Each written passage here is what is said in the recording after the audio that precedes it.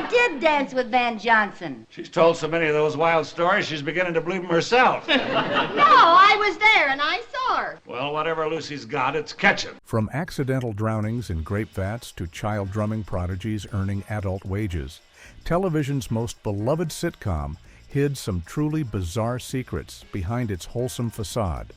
The groundbreaking show that made America fall in love with Lucy Ricardo concealed everything from real fights masquerading as comedy to sneaky cigarette smuggling schemes. Here are 15 weird facts you didn't know about I Love Lucy. Fact 1. The grape fight nearly killed Lucy.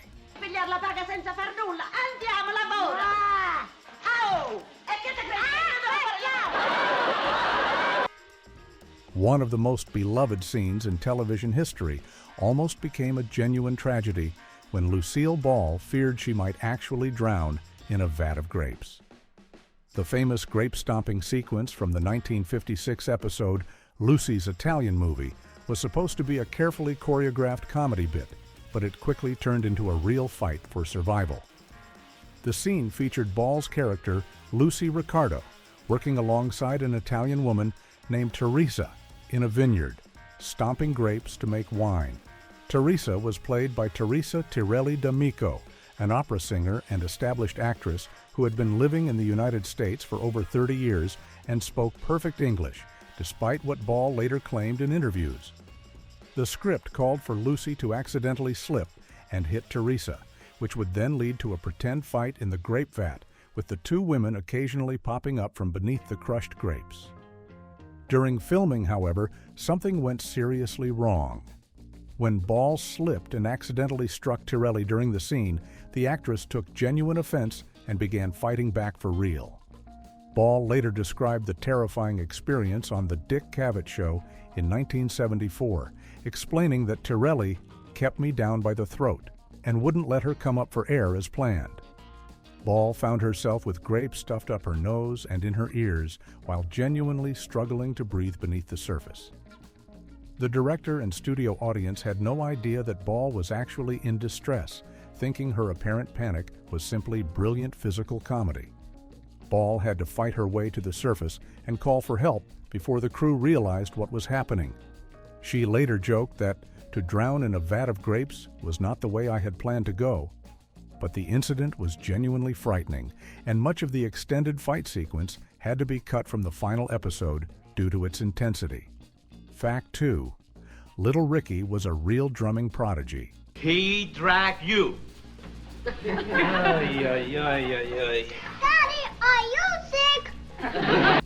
Before Keith Thibodeau ever set foot on the I Love Lucy set, he was already a professional musician earning more money than most adults in 1950s America.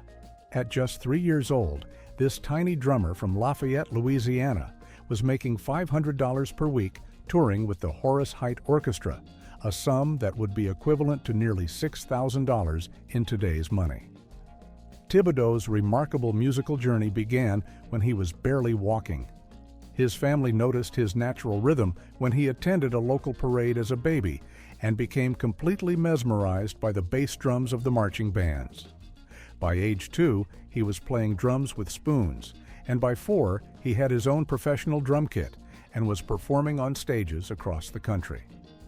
The young boy was billed as the tiniest drummer, pound for pound, the greatest drummer around, during his tours with Height's popular big band. When casting directors were searching for an older child to play Little Ricky Ricardo. In 1955, Thibodeau's father brought him to audition at the recommendation of a Hollywood friend. Lucille Ball was initially skeptical when she heard about the boy's supposed drumming abilities. She reportedly said, "Oh, come on, I can't believe that," when told about his musical skills. However, when she saw him perform on a drum set that happened to be on the studio lot, she was instantly convinced. Desi Arnaz himself came over and started jamming with the 5-year-old, and after their impromptu musical session, Arnaz stood up and declared, "Well, I think we found Little Ricky." Thibodeau's stage name became Richard Keith because Desi Arnaz felt that audiences wouldn't be able to pronounce his actual Cajun French surname, Thibodeau correctly. Despite his young age, the boy continued his professional drumming career throughout his time on the show, maintaining the same level of skill that had made him a touring musician before he ever became a television star. Fact 3. Lucy's mother's voice became TV history. Lucy, why don't you answer me? That's nice, dear.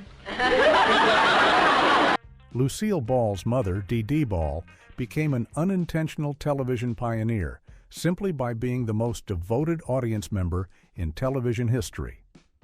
Dee Dee attended every single taping of I Love Lucy throughout the show's entire 6-year run, and her distinctive reactions became so much a part of the show that they ended up shaping television comedy for decades to come. Dee Dee had a very recognizable laugh and a habit of nervously exclaiming, "Uh-oh," whenever she could sense that Lucy was about to get into trouble on screen. Her voice was so distinctive and her timing so perfect that these spontaneous reactions were clearly audible on the show's soundtrack, captured by the studio microphones along with the rest of the live audience. Unlike other audience members who might miss a taping here and there, Dee Dee never missed a single recording session, making her voice a consistent presence throughout the series. Years later, during a 1983 interview with David Letterman, Desi Arnaz confirmed what many fans had long suspected about Dee Dee's lasting impact on television. He explained that CBS had taken recordings of the I Love Lucy audience reactions and used them to create laugh tracks for other television shows. Arnaz told Letterman, "Some of our laughter I hear in some other shows. Sometimes you get the regulars and you can detect the same laughter. Well, Lucille's mother, you couldn't miss her laugh." This means that Dee Dee Ball's distinctive laugh and exclamations became part of the foundation for canned laughter used across the television industry. Her voice, recorded during those live tapings in the 1950s, was recycled and reused on countless other sitcoms for years afterward. What started as a mother's enthusiastic support for her daughter's career accidentally became a permanent part of television history, with Dee Dee's reactions continuing to entertain audiences long after the original show ended. Fact 4. The show used fake phone numbers. I finally made up my mind. I'm gonna get rid of her. The Ricardos' phone numbers on I Love Lucy weren't just random combinations of letters and digits that the writers made up, but were actually carefully coordinated with the New York Bell Telephone Company to avoid causing chaos for real phone customers. Throughout the series, Lucy and Ricky had 3 different phone numbers: Murray Hill 5-9 975, Circle 7-2 099, and Murray Hill 5-9 099, all of which were specially designated unused numbers that the phone company set aside exclusively for the show. To understand why this coordination was necessary, it's important to know how phone numbers worked in the 1950s. Back then, phone numbers used a system called 2-letter, 5-number format, where the first 2 letters represented the telephone exchange that would route your call, and the remaining 5 digits identified your specific line. Murray Hill and Circle were actual telephone exchange names used in Manhattan during that time period, with Murray Hill representing the east side of Manhattan and Circle covering another area of the city. The New York Bell Telephone Company worked directly with the show's producers to ensure that these numbers would never be assigned to real customers, preventing the inevitable flood of calls that would come from curious fans trying to reach the Ricardos. This arrangement worked so well that whenever one of these numbers eventually needed to be put into actual service, the telephone company would notify the show's producers and provide them with a new unused number to use instead. This level of coordination between a television show and a major utility company was quite unusual for the time and demonstrates how seriously both the network and the phone company took the potential real-world impact of the show's popularity. The careful attention to this seemingly minor detail helped prevent what could have been a major headache for both innocent phone customers and the telephone company's operators. Fact 5. Lucy smuggled cigarettes on set. Lucille Ball carried out a secret cigarette smuggling operation right under the nose of her show's biggest sponsor, creating one of television's most amusing cases of corporate rebellion. Philip Morris was the major tobacco company that sponsored I Love Lucy, paying the enormous sum of $8 million in 1953 to renew their contract, which made them one of the most important financial backers of the show. The sponsorship deal meant that Philip Morris cigarettes had to be prominently featured throughout the series, appearing in animated advertisements, product placement within episodes, and live-action commercials where Ball and Arnaz would praise the benefits of choosing Philip Morris over other brands. They would tout claims like no cigarette hangover and encourage viewers to make Philip Morris their preferred choice for smoking. However, there was one major problem with this arrangement that the sponsors never discovered. Despite being contractually obligated to promote Philip Morris cigarettes and appear to smoke them on camera, Lucille Ball was actually a devoted Chesterfield cigarette smoker and had no intention of switching brands just to please her sponsors. Rather than compromise her personal smoking preferences, Ball came up with an ingenious solution that allowed her to maintain her loyalty to Chesterfield while still fulfilling her promotional duties. Ball secretly enlisted the help of stagehands on the set, who would carefully empty Philip Morris cigarette packs and refill them with her preferred Chesterfield cigarettes before filming began. This meant that whenever Ball was shown smoking or handling Philip Morris cigarettes during scenes or commercials, she was actually smoking her beloved Chesterfields that had been disguised in Philip Morris packaging. The deception was so well executed that the sponsors never caught on to Ball's clever brand switching, allowing her to stay true to her smoking preferences while maintaining the lucrative sponsorship deal that helped fund the show. Fact 6. William Frawley hid his shaking hands. Now let's do it again so we'll have everything perfect. Okay, now the main thing is to be calm so we don't get Lucy excited. That's right. We gotta keep calm. William Frawley, who played the grumpy landlord Fred Mertz, developed a clever way to conceal the physical effects of his well-known struggle with alcoholism while filming I Love Lucy. Frawley had a long-standing reputation in Hollywood as a heavy drinker, which made CBS executives extremely reluctant to hire him for the show in the first place, fearing that his drinking problem would interfere with production. When Desi Arnaz finally convinced the network to give Frawley a chance, he made it crystal clear that there would be zero tolerance for any alcohol-related problems on set. Arnaz told Frawley directly that if he showed up to work drunk or missed filming for anything other than genuine illness more than once, he would be immediately written out of the show.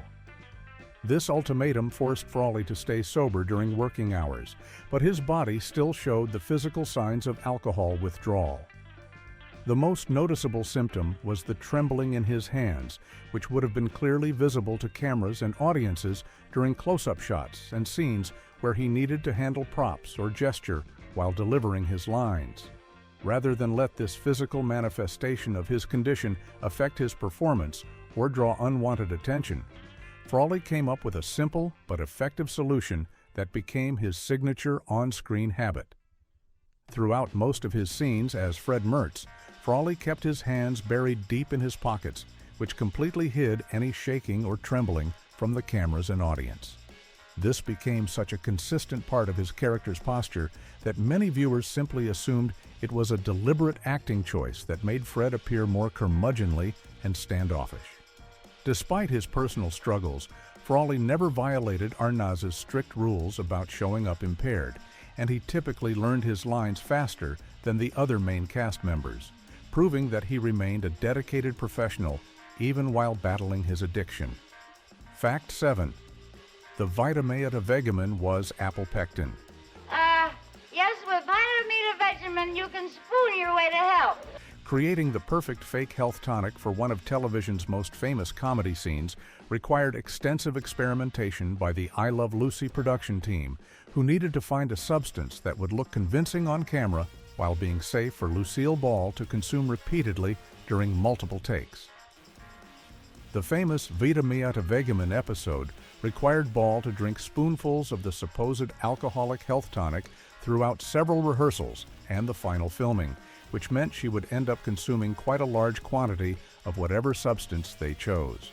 Stage manager Herb Brower took on the challenging task of finding the right liquid for the Vitamia de Vegeman bottles, and his requirements were very specific. The substance needed to have a thick, syrupy consistency that would pour slowly and dramatically from the bottle, creating the visual effect of a medicinal tonic rather than flowing freely like water. It also had to be something that Ball could safely drink in large amounts without getting sick, and ideally something that would taste pleasant enough that she wouldn't have to fake her reactions too much during the early takes before her character was supposed to be intoxicated. Brower experimented with at least half a dozen different products, including honey and various other thick liquids, but none of them had exactly the right combination of consistency and taste that the scene required. Finally, he made a stop at a health food store on Santa Monica Boulevard in West Hollywood, where he discovered apple pectin, a natural substance commonly used in making jams and jellies. Apple pectin turned out to be perfect for the role, providing exactly the thick, oozy consistency they needed while being completely safe to consume. However, Ball later admitted that drinking large quantities of the sweet, sticky apple pectin during the extended filming process became quite sickening, and the overwhelming sweetness made her feel nauseous by the time they finished shooting the scene. Despite the unpleasant experience of consuming so much apple pectin, the substance created the perfect visual effect that made the Vitamia de Vegeman commercial one of television's most memorable moments. Fact 8. Daisy invented the TV rerun. She's told so many of those wild stories, she's beginning to believe them herself. No, I was there and I saw her. Well, whatever Lucy's got, it's catching. When Lucille Ball became pregnant during the second season of I Love Lucy, Desi Arnaz accidentally created one of the most profitable concepts in television history while simply trying to solve a practical production problem. In the early 1950s, the idea of showing the same television episode twice was completely foreign to both audiences and network executives, since most shows were broadcast live and could never be repeated exactly the same way. Ball's pregnancy presented a serious challenge for the show's producers, who needed to give her time to rest and recover after giving birth to Desi Arnaz Jr. while still maintaining the show's weekly schedule and keeping their audience entertained. Rather than going off the air entirely or trying to film new episodes with a heavily pregnant star, Arnaz came up with an innovative solution that had never been attempted before in television. Arnaz decided to take some of the best episodes from the first season and re-air them with slight modifications, changing some scenery and dialogue to make them feel fresh while giving Ball the break she needed. These modified repeat episodes were broadcast during Ball's maternity leave, allowing the show to continue its regular schedule without requiring any new filming from the recovering star. The response from audiences was unexpectedly positive, with viewers enjoying the chance to see their favorite episodes again and catch details they might have missed the first time around. This success proved that there was a real appetite for repeated television content, which led to the formal development of what we now call reruns. The concept became so successful that it eventually grew into a billion-dollar syndication industry that continues to generate massive profits for television studios decades after shows originally aired. What started as a creative solution to accommodate a new mother's recovery time ended up revolutionizing how television content is distributed and consumed, creating an entirely new revenue stream that supports the television industry to this day. Fact 9. The lost pilot was missing for 40 years. The very first episode of I Love Lucy disappeared from existence for nearly 4 decades, becoming one of television's most famous missing pieces until a remarkable discovery brought it back to light in 1990. The pilot episode was filmed on March 2, 1951, which happened to be Desi Arnaz's 34th birthday, making it an extra special day for the production team as they launched what would become one of television's most beloved series. After the pilot was completed and the show was picked up by CBS, the original film somehow vanished from the network's archives and was presumed lost forever. This was particularly devastating because the pilot contained unique content that never appeared in any other episode, and television historians considered it a crucial piece of broadcasting history that seemed to be gone for good. For nearly 40 years, fans and researchers believed that this important piece of television heritage had been destroyed or lost beyond recovery. The miraculous discovery came when someone was going through the personal belongings in the home of Pepito Perez, who had been one of Desi Arnaz's closest creative collaborators throughout his career. Hidden away among Perez's possessions was an original 35mm print of the lost pilot episode, carefully preserved in film canisters that had been sitting undisturbed for decades. When the film was examined, experts found that while the first few seconds had suffered damage beyond repair, the rest of the episode was in remarkably good condition and could be restored for viewing. The rediscovered pilot finally aired on CBS on April 30th, 1990, as part of a special tribute hosted by Lucy Arnaz, Lucille Ball's daughter. This broadcast allowed fans to see the very beginning of I Love Lucy for the first time in nearly 4 decades, providing a fascinating glimpse into how the show looked and felt in its earliest form. Fact 10. Fred and Ethel genuinely hated each other. Now let me see. I got the chickens cooking in the pressure cooker. Yeah. Now how long do you think they should take? Oh, I don't know. I'd say about an hour now. The beloved married couple. Fred and Ethel Mertz may have seemed like perfect comedic partners on screen, but behind the scenes, William Frawley and Vivian Vance couldn't stand each other and engaged in a bitter feud that lasted throughout the entire run of I Love Lucy. Their mutual dislike was so intense that it became one of Hollywood's worst-kept secrets, known to writers, directors, and crew members who had to work around their personal animosity. The root of their conflict stemmed from several factors, starting with their significant age difference. Vance was 22 years younger than Frawley and deeply resented being cast as the wife of someone she considered to be an old poop. She felt that playing the spouse of a much older man was damaging to her image and career prospects, and she made no secret of her displeasure with this casting decision. Frawley, for his part, had equally harsh words for his television wife. He frequently referred to Vance as that sack of doorknobs when talking to other cast and crew members, and was known to use much more colorful language when describing her, including calling her a female dog behind her back. Their personality differences also contributed to the tension, as Vance was a serious, methodical performer who believed in thorough rehearsal and preparation, while Frawley had a more casual approach to his craft. Frawley's habit of tearing out only his own dialogue from scripts and memorizing just his lines, while completely disengaging from the rest of the creative process, particularly irritated Vance, who valued collaboration and ensemble work. Additionally, Vance was naturally sociable and charismatic, while Frawley was reserved and introverted, preferring to focus on sports rather than socializing with his fellow actors.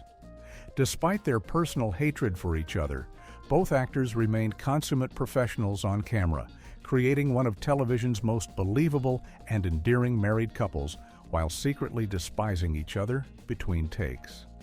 Fact 11. The giant bread loaf was real. How'd this oven door get open? When I Love Lucy needed a massive bread loaf for one of its most memorable physical comedy scenes, the production team decided to go with authenticity rather than creating a fake prop, resulting in one of the most delicious mishaps in television history. The episode Pioneer Women featured a hilarious sequence where Lucy and Ethel compete against Ricky and Fred to see who can survive longer without modern conveniences, which leads to the two women attempting to bake their own bread from scratch. The script called for their homemade bread to grow completely out of control in the oven, eventually exploding into an enormous loaf that would burst out of the kitchen and pin Lucy against the cabinets until Ethel could rescue her with a saw. Most television productions would have used a lightweight fake prop or special effect for such a scene, but Lucille Ball wanted the sequence to look as realistic as possible, so she insisted that they use an actual bread loaf for filming. The producers contacted LA's Union Mode Bakery and commissioned them to create a genuine 8-foot-long rye bread loaf specifically for the scene.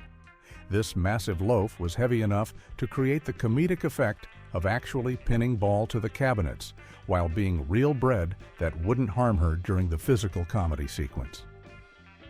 The bakery took on the unusual challenge and successfully created the enormous loaf that became the centerpiece of one of the show's most beloved scenes.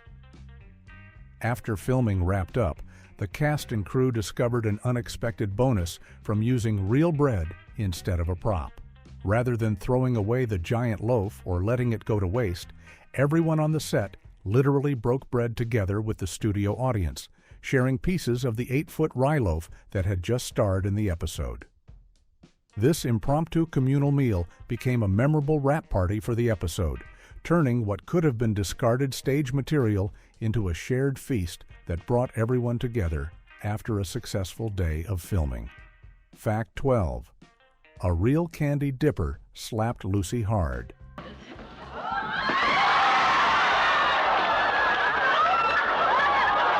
The famous Chocolate Factory episode of I Love Lucy became unexpectedly dangerous when the production team hired an actual candy factory worker who didn't understand the difference between real work and television acting. For the job-switching episode, the producers wanted authentic-looking candy dipping in the scenes where Lucy works alongside an experienced chocolate dipper, so they sought out a real professional who could demonstrate the proper technique on camera. They found Amanda Milligan, a woman who had spent the past 30 years of her life working 8 hours per day in a candy factory, putting decorative swirls on chocolates with expert precision. Milligan had never seen an episode of I Love Lucy because she preferred watching wrestling on Monday nights, and she had absolutely no acting experience or understanding of how television productions worked. However, the producers thought her serious, deadpan expression would make her the perfect straight woman for Lucille Ball's comedic reactions. During rehearsals, Ball became concerned that the scene wasn't going to be funny because Milligan seemed hesitant and uncertain about the physical comedy portions of the script, particularly the part where she was supposed to slap Lucy's character. Ball worried that Milligan's reluctance would make the scene fall flat when they filmed it in front of the live studio audience. However, when the cameras started rolling, Milligan completely surprised everyone by hauling off and slapping Ball so hard across the face that Ball feared her nose had been broken. The impact was so intense that Ball's ears were ringing and she was in genuine pain, but she refused to call for a cut because she didn't want to have to film another take with the powerful candy dipper. When asked during a break how she liked working in show business, the unsmiling Milligan, who had dedicated 3 decades to the repetitive work of decorating chocolates, simply replied, "I've never been so bored in my life." Fact 13. They never used keys to enter. One of the most glaring oversights in I Love Lucy involves a basic security detail that any real New York City apartment dweller would find completely unrealistic, yet somehow went unnoticed by audiences for decades. Throughout the entire 6-year run of the series, spanning 180 episodes, Lucy and Lucy Ricardo never once used a key to unlock their apartment door when returning home from being outside their building. This strange omission becomes even more puzzling when you consider that the Ricardos were supposed to be living in a typical Manhattan apartment building during the 1950s, when apartment security was already a common concern for city residents. New York apartment buildings of that era routinely used locks on individual apartment doors as a basic safety measure, and tenants were expected to carry keys to access their own homes. The show's writers and directors apparently never addressed this unrealistic detail, allowing Lucy and Ricky to simply walk up to their door and turn the handle to enter their apartment, regardless of whether they had been out for a few minutes or away for an entire day. This magical door behavior became such a consistent part of the show that it essentially established the Ricardo apartment as a place where normal security concerns didn't apply. What makes this oversight particularly noticeable is that the show was generally quite careful about depicting realistic details of apartment living, from the interactions with landlords Fred and Ethel Mertz to the typical problems that arise between neighbors in close quarters. The writers included realistic elements like noise complaints, rent discussions, and building maintenance issues, but they completely ignored the most basic aspect of apartment security that would have been second nature to any actual New York resident. This curious detail suggests that either the production team prioritized dramatic convenience over realism, or they simply never noticed this glaring inconsistency with real urban living throughout the show's entire run. Fact 14. The show pioneered multi-camera filming. I Love Lucy revolutionized television production by becoming one of the first shows to use 3 35mm cameras filming simultaneously, a technique that solved major problems with audience-based television production and established the standard method still used for sitcoms today. Before this innovation, most television shows were either broadcast live from New York or filmed using a single camera, which created significant challenges for productions that wanted to maintain the energy and authenticity of a live studio audience. The traditional single-camera approach required audience members to sit through the same scene multiple times while cameras were repositioned to capture different angles, which meant that by the third or fourth take, the audience's laughter and reactions had become stale and forced. This process was exhausting for both performers and audience members, and it resulted in less natural reactions being captured on film. Ball and Arnaz enlisted Carl Freund, a renowned cinematographer who had worked on classic films like Metropolis, Dracula, and The Mummy, to develop this groundbreaking 3-camera system specifically for their show. The technique had been pioneered earlier by Jerry Fairbanks and used on some live anthology series and game shows. But I Love Lucy perfected it for regular sitcom production. Ralph Edwards' assistant Al Simon was brought in to help refine the process for their specific needs. This multi-camera setup allowed scenes to be performed in sequence like a stage play, which was highly unusual for film television at the time. The 3 cameras could capture wide shots, medium shots, and close-ups simultaneously during a single performance, eliminating the need for multiple takes and preserving the spontaneous energy of the live audience's first reactions to each joke. The innovation was so successful that it became the foundation for virtually all audience-based sitcom production that followed, establishing a filming method that television studios continue to use more than 70 years later. Fact 15. A dead friend convinced Lucy to do TV. What's the matter? Well, honey, if we're going to dance for the PTA, we should be dignified. We should stand at least 2 feet apart. The decision that launched one of television's greatest sitcoms came to Lucille Ball through a supernatural encounter with her deceased friend, the legendary screwball comedy actress Carole Lombard.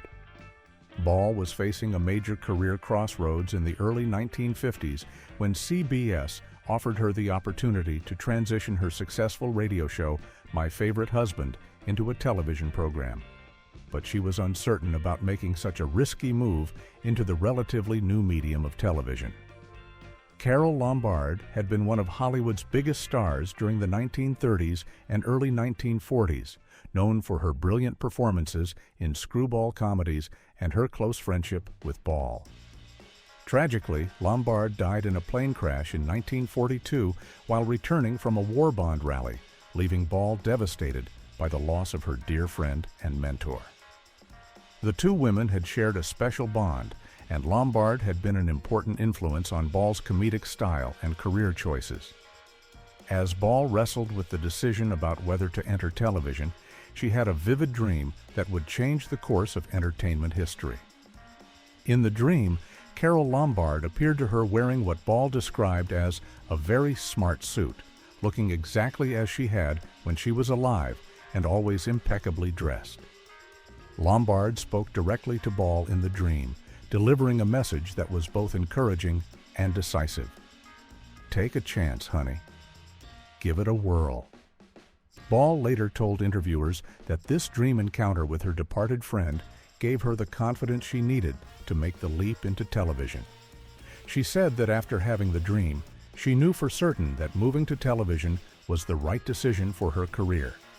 The supernatural endorsement from Lombard convinced Ball to accept CBS's offer and work with Desi Arnaz to create I Love Lucy, a choice that would make television history and create a show that continues to entertain audiences more than 70 years later.